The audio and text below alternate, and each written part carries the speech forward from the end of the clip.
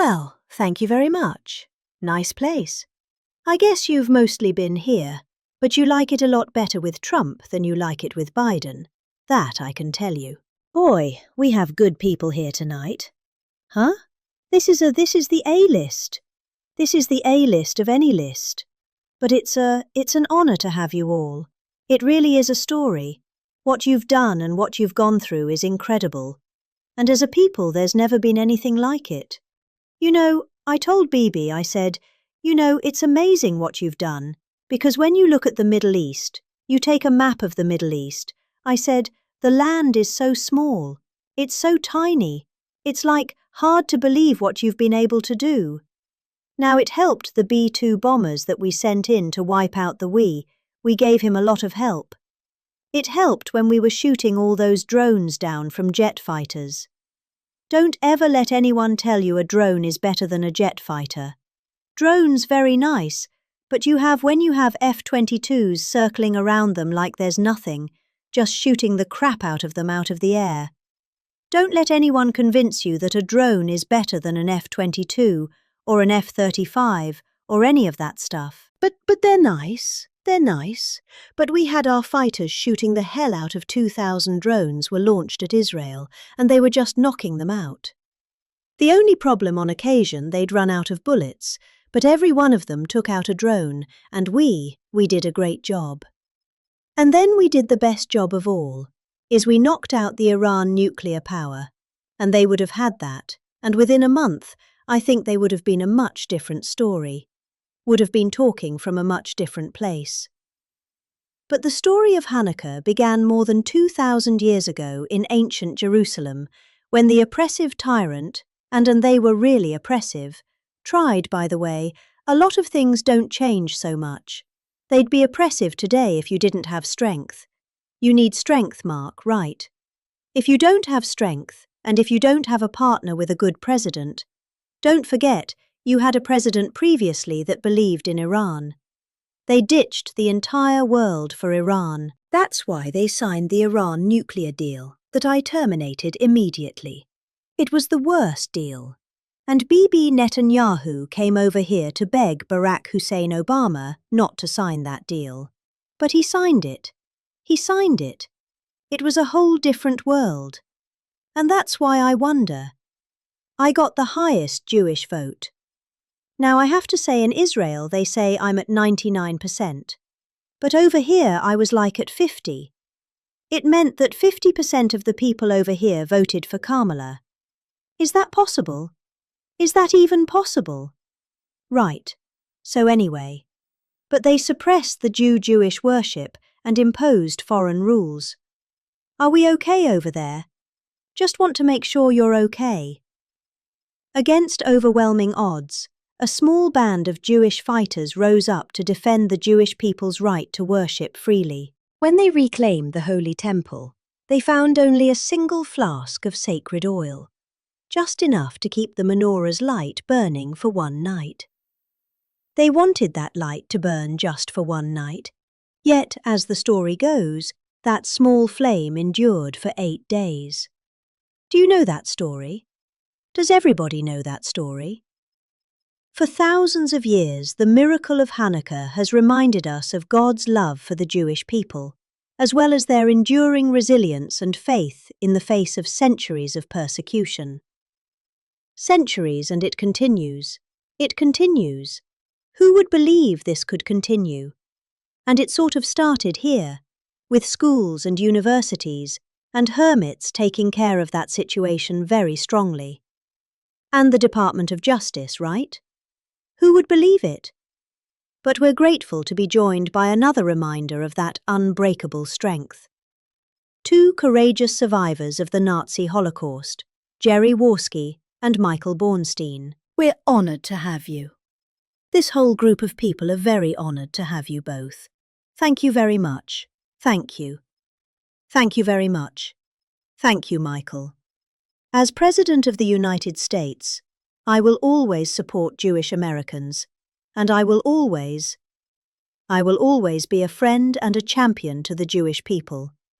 I have been, and I will say, You know, if you go back 10, 12, 15 years ago at the most, the strongest lobby in Washington was the Jewish lobby. It was Israel. That's no longer true. You have to be very careful. You have a Congress in particular which is becoming anti-Semitic. You have AOC +3. You have those people. Ilhan Omar. She hates Jewish people. And you have to be very careful because there's been a big change. You know, if you go back 15 years ago, I'm not Jewish, but my father was very friendly with many, many Jewish people, was honored by Federation. I would go with him to Federation of Jewish Philanthropies and many other things. And, we grew up respecting and loving Jewish people. You know, you don't even think about it in Brooklyn and Queens mostly. And, my father didn't go to Manhattan. He never went to Manhattan. From the standpoint, he could never understand how in Brooklyn you could buy a piece of land for $3 a foot, and how in Manhattan you had to pay $1,000 a foot. He said, I can't get that. I don't like it. I like to buy it for $3. So it was different. It's a different thinking. In a way, I'm glad he didn't do that, because he let me have some of that fun, and it was. I had a lot of fun in Manhattan.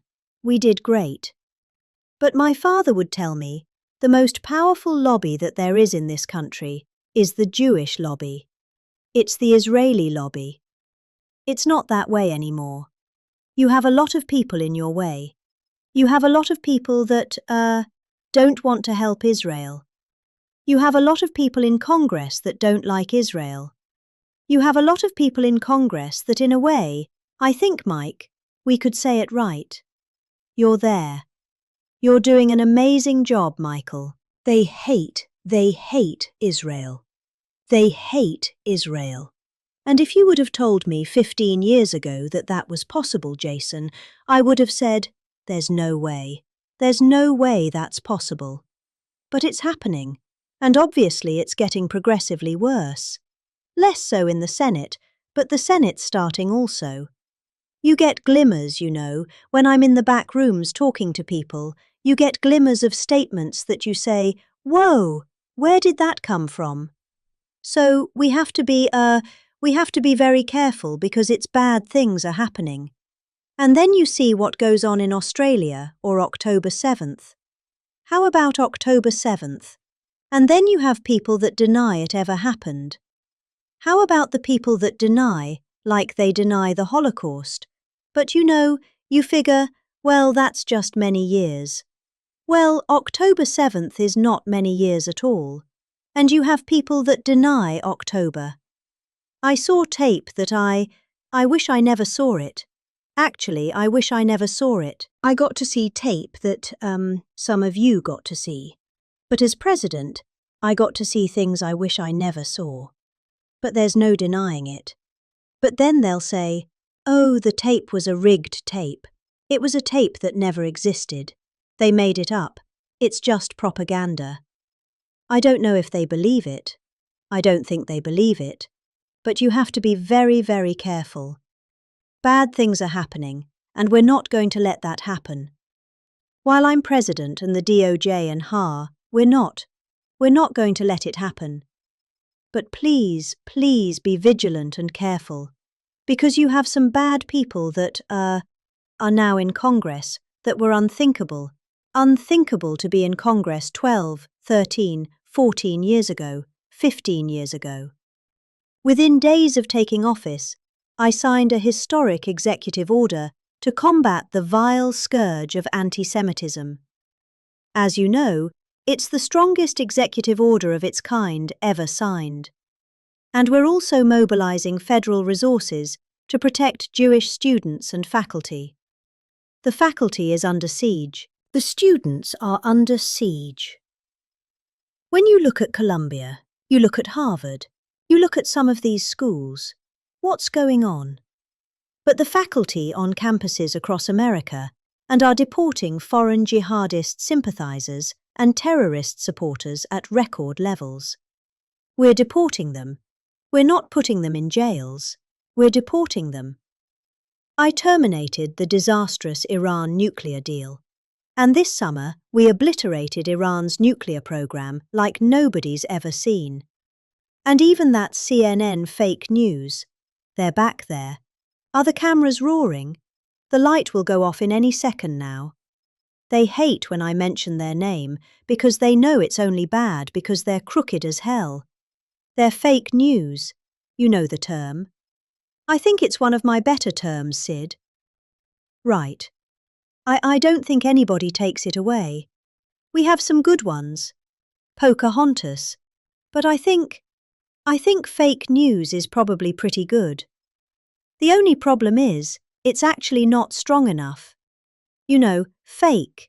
It's crooked, corrupt, disgusting news. But we'll have to do with fake. But fake said fake isn't strong enough. That's the only problem. It's actually, I wish I could come up with a word that's really more powerful than fake. But fake is good enough. But CNN with the attack on Iran, they said, well, I use the word, we obliterated them. You know why? Because the pilots told me they know better than anybody. And they pilots told everything. And then we had visuals. These pilots are coming back after having endured the most dangerous ride. I said, did you guys, I had them all to the Oval Office. After 2 weeks after the attack, I had them all. I had the pilots, and I had people that maintain the planes. I had the people that fly the tankers. We had 52 tankers, because we had the 7 major planes.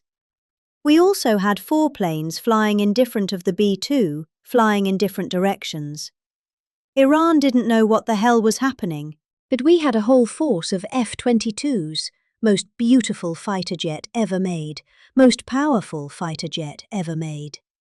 And F-35 is a brand new one, and they're stealth. Believe me, they're stealth, because they went into Iranian airspace, and Iran never saw anything. And it was, think of this, 2 in the morning. It was dark at night. There was no moon at all, no light, no nothing. And every single bomb went right down those air shafts into granite mountains. Right down those air shafts at 2 in the morning with no vision. Every single bomb hit its target. And CNN said on the way back, they're on the way. They hadn't even landed yet. Well, maybe the attack wasn't that bad, because I used the word obliteration. I turned out to be right.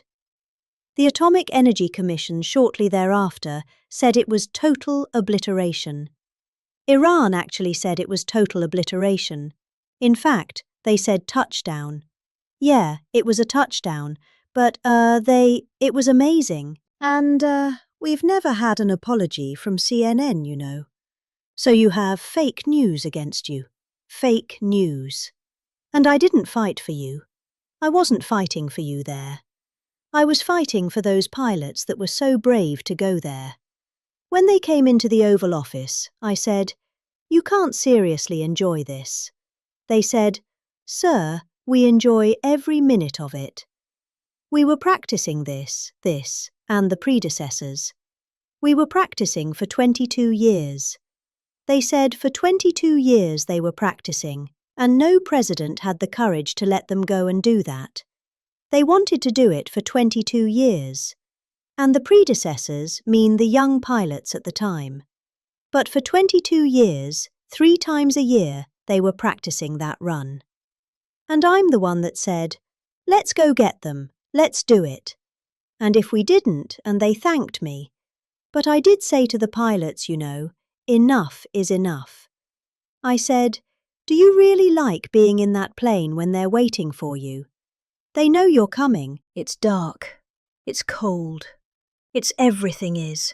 And you're in a plane, and there are bullets flying all over the place. Sir, I wouldn't trade this for anything in the world.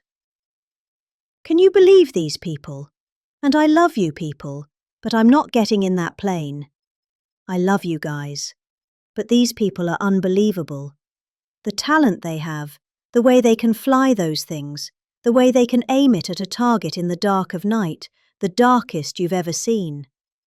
They wanted to be as dark as possible, They didn't want anything. And the only time anybody could see those planes was when those bomb chutes open up, because it becomes totally unstealth when it goes. I explained that to Mark Levin once. You're going in, you go like this, and as soon as it goes like this, for some reason, the plane is totally visible. Not good. And I watched it happening, and it's like I'm sitting home watching it, you know? It's amazing. The Situation Room is an amazing place.